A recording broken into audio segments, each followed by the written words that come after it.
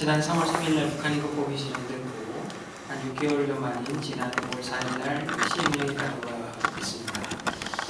그래서 이제는 북한인권 개선이 그동안의 NGO의 활동 영역에 그쳤는데 이제는 국가가 법과 제도를 바탕으로 해서 정책 차원에서 추진해야 하는 그런 영역으로 진입하게 됐고, 그런 점에서 이 대북 통일 정책에서 북한인권의 인상이 상당히 제자리를 잡아가게 됐고 또 중요시한 결과라고 이렇게 생각이 듭니다. 북한인권의 현주소는 뭐 다 잘 아시는 바와 같이 유엔에서는 10년 이상 총회에서 결의를 채택했을 정도로 심각하게 다루는 사안이고 또 해결제도도 지지부진한 사안입니다. 특히 북한인권 상황에 대해서는 2014년 2월 유엔 북한인권조사위원회가 1년 동안 활동한 그 결과로 리포트를 했는데 거기에서 보면은 북한의 인권 침해 유형을 6가지로 정리를 해서 적시를 하고 있는데 이 대부분의 인권 침해는 그 도표에 있다시피 그 대부분이 인도에 관한 죄에 해당된다. 크라임 레지면에 해당된다. 이 국가 정책 차원에서 주시적으로 사용되고 있다. 이런 그 결론을 내렸고 거기에 대해서 권고를 한 30여 가지 한 걸로 기억되고 있는데 안보리는 북한 인권 상황을 ICC 국제형사재판소에 회부를 하고 책임자를 제지하는 것을 적극 추진하고 또 그 북한 인권 개선을 위한 책임 규명 일환으로 현장 조직, 기반 조직을 설치하도록 또 권고를 했죠. 그래서 작년 6월 23일이었나요?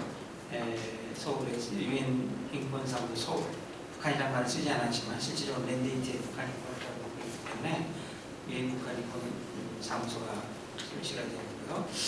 그래서 이 COI 리포트의 특징이기도 하고 최근 국제사회가 북한인권 문제에 개입을 하는 몇 가지 중요한 특징을 보여주고 있는데 이제는 뭐 북한인권 침해라고 하는 것이 단순히 인권유엔, 국제인권규범의 위반, 자유권 위반 미적 위반이고 국제인권규범을 침해하는 것에 그치는 것이 아니라 국제사회의 핵심 범죄, 4대 핵심 범죄라는 게 있는데 그 중에 하나인 반인도 범죄에 해당하고 또 이에 따라 공무원의 제재, 처벌을 해야 된다라고 하는 인식을 표출하고 있고 또 그에 대한 후속 조치를 지금 모색하고 있다.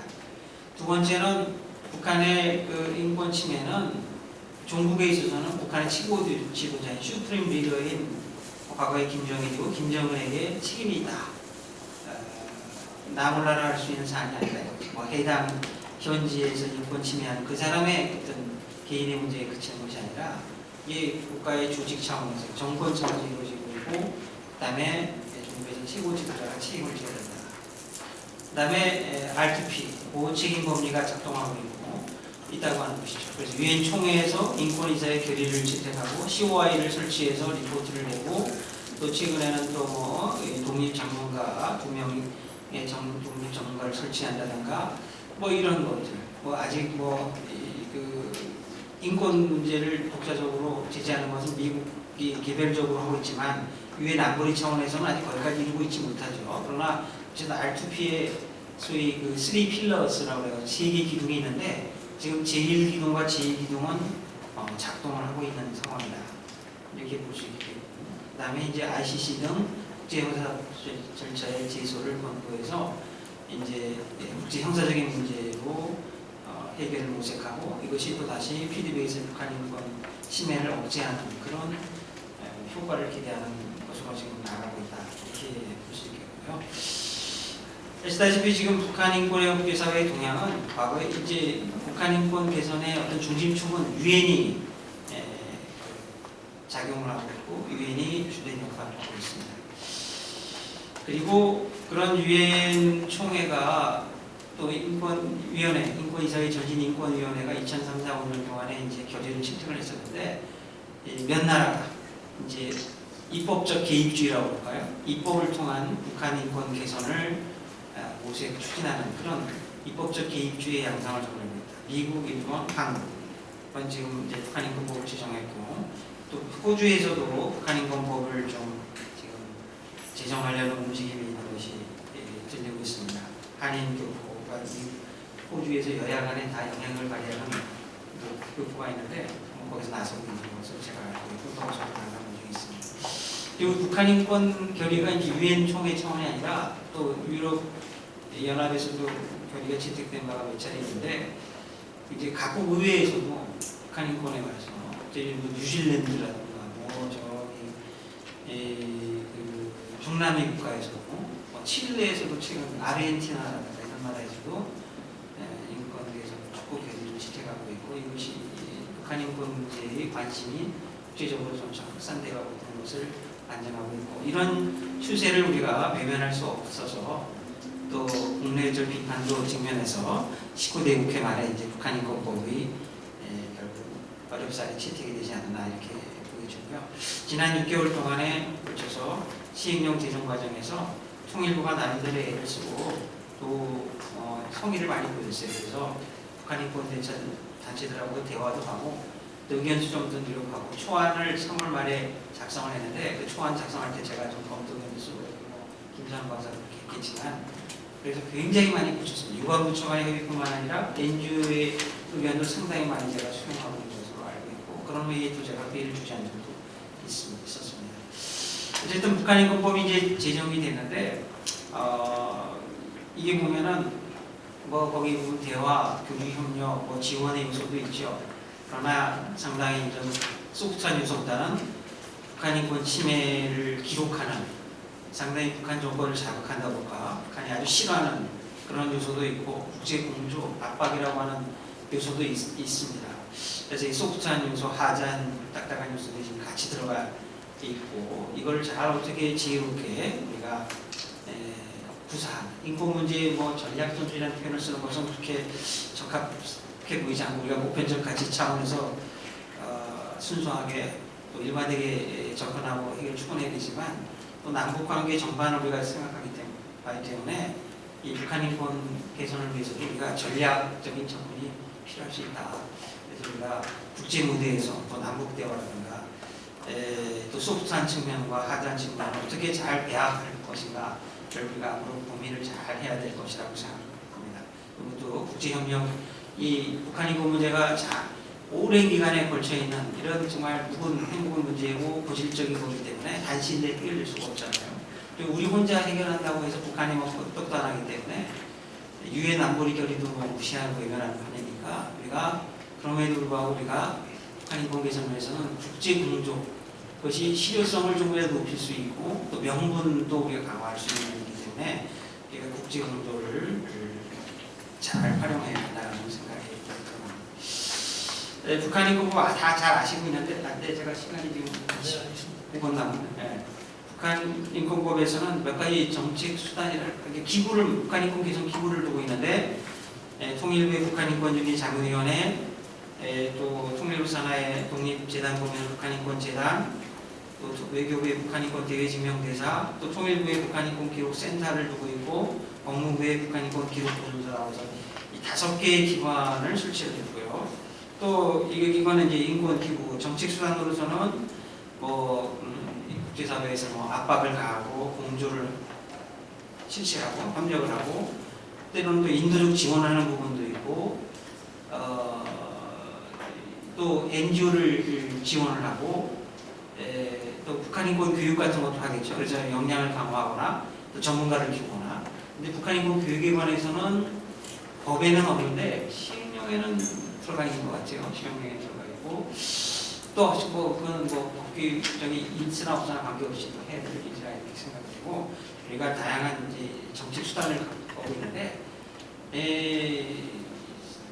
정책 수단 중에 하나는 또 북한 주민의 정보 접근과 혹은 알 권리를 개선하기 위해서 여러 가지 북한 주민의 알 권리를 충족시키기 위해서 투입할 수 있는 여러 가지 요소와 자원들이 있을 텐데 사실 그거는 별로 언급이 없어요. 북한의 정보 접근권 개선이라고 하는 측면이 내용이 수단이 언급이 없습니다. 여러분 아시다시피 내부 라디오 방송 또 전단도 있을 수 있고 또 USB 동영상 제도 뭐 이런 것들이죠.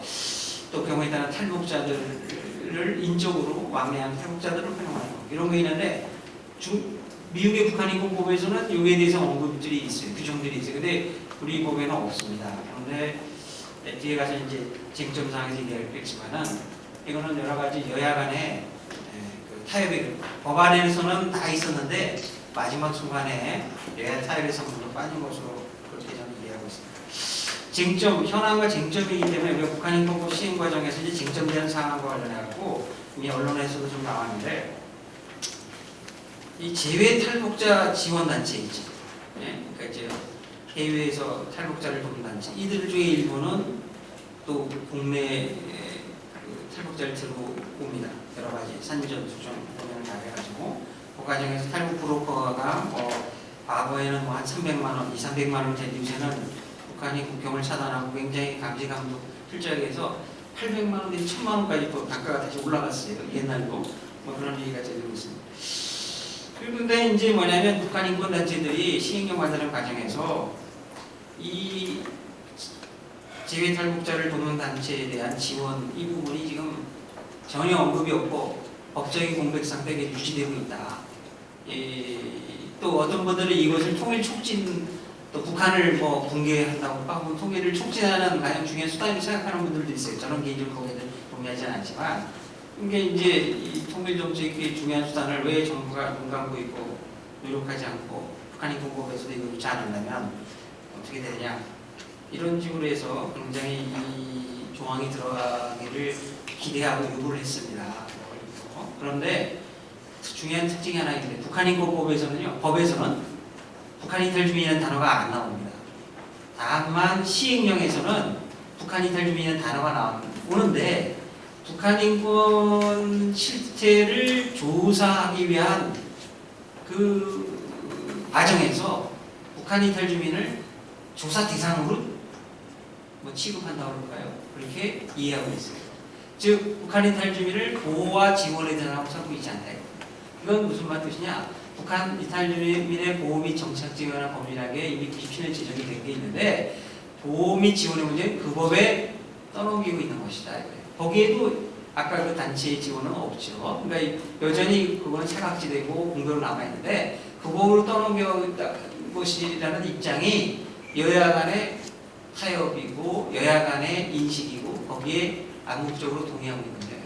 그래서 NGO들의 요구는 뭐 일리가 있고 북한 인권을 생각하는 입장에서는 공감을 하지만 현실적으로 이거는 기획 탈북을 촉진하는 거는 북한을 자극하고 뭐 남북 관계에 동의하지 않는 입장이 과거에 있어 왔고 야당이 강력하게 그런 입장을 주장했고 결국 법을 통과하는 과정에 여야 타협이 불가피하기 때문에 그리고 여당도 거기에 암묵적으로 양보하고 동의했다 이렇게 볼 수 있을 거라고 생각하고 그래서 이 문제는 중장기적인 접근으로 저는 여기서 글에는 쓰지 않았지만 이 북한 인권재단의 예산을 쓰고 앞으로 이사장과 재단 이사도 어떻게 모색을 해갈지 몰라도 굉장히 치열한 논쟁과 싸움이 있을 겁니다.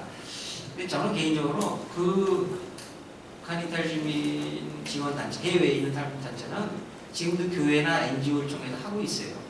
또 그 중에 꼭 필요한 사람의 경우에는 국정원의 정보 예산을 갖고 약간의 정보 예산도 다 쓸만한 많은 지원이 없는데 그 중에 일부를 쓰는 걸 모르겠고 이 북한 인권법에 의한 북한 인권재단에서 사용하는 예산 갖고 쓰는 거는 남남 갈등만 증폭시킬 가능성이 저는 높다고 생각해서 적어도 현 단계 내지는 앞으로 상당히 내에서는 그거는 조금 적절하게 우리가 여야가 또 다 있고 보수 진보가 있기 때문에 저희가 이렇게 균형을 맞추는 게 좋겠다는 게 제 생각이고요.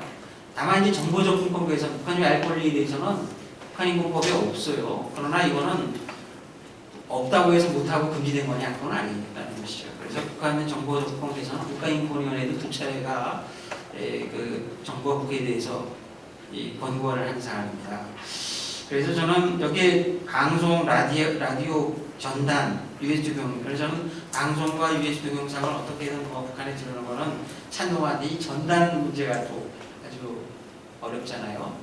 그래서 저는 이 북한인권재단과 북한인권 개선을 위한 노력들이 그 여야 간의 뭐 입장차가 있고 보수권의 입장차가 있지만은 어느 정도 우리가 수정을 해서 정권 교체하기 없이 일관되게 나가려면은 저는 초기에는 전단을 작성하는 단체에 대해서는 좀 자제를 하는 게 좋겠다 하는 게 있고, 조금 더 전신지능에서 조금 반대하는 입장에서 더 나오면은 저는 전단을 보내는 거는 비공개로 조용히 해도 된다고 생각합니다. 굳이 이렇게 떠들 필요가 없어요. 그 떠들고 하는 단체는 계속 해도 되는데, 저는 개인적으로는 우리가 그 북한 주민이 그걸 외부의 정보를 알게 하고, 북한 사회가 여러 가지 노예 사회라고 하는 거, 북한 주민의 진정한 주민, 북한 사회의 진정한 주민, 북한 주민의 걸 깨닫게 하는 그 목적을 실현하면 되는 거지. 굳이 그 본인이 많은 거 갖고 싸우고 말이죠. 또 북한이 뭐 공갈 협박하고 뭐 고사청소 이런 식으로 반발을 유인한 거는 저는 별로 그렇게 현명한 뜻으로 생각하지 않습니다. 그래서 전단은 조금 우리가 이게 같은 그 목적의 일을 하더라도 우리가 단계적으로 접근하는 게 지혜롭지 않나 이렇게 생각합니다. 그다음에 이 인도적 지원의 문제가 있는데, 이 법에 인도적 지원에 관한 규정이 들어간 것은 의미가 있어요. 왜냐하면 우리나라의 지금 인도적 지원에 관해서는 법률과 대통령령에 인도 규정이 없다고 말할 수는 없지만 딱 말하기도 좀 어려워요. 남북관계 발전에 관한 법률에 한 줄 들어가 있어요. 그런데 그걸 갖고 북한인권법에서 인도적 지원도 북한 인권이라는 뜻 안에 이게 좀 수용했기 때문에 법적 근거는 여기에 분명히 있고, 이제 대북 교류협력과 이제 인도적 지원이나 사업 처리에 관한 규정에 따라 인도적 지원이 실시하잖아요. 근데 이 법은 인도적 지원의 근거와 그 어떤 그 원칙을 명시하고 있을 뿐이지, 인도적 지원에 관한 예산을 확보하고 예산이 나가는 게 아닙니다.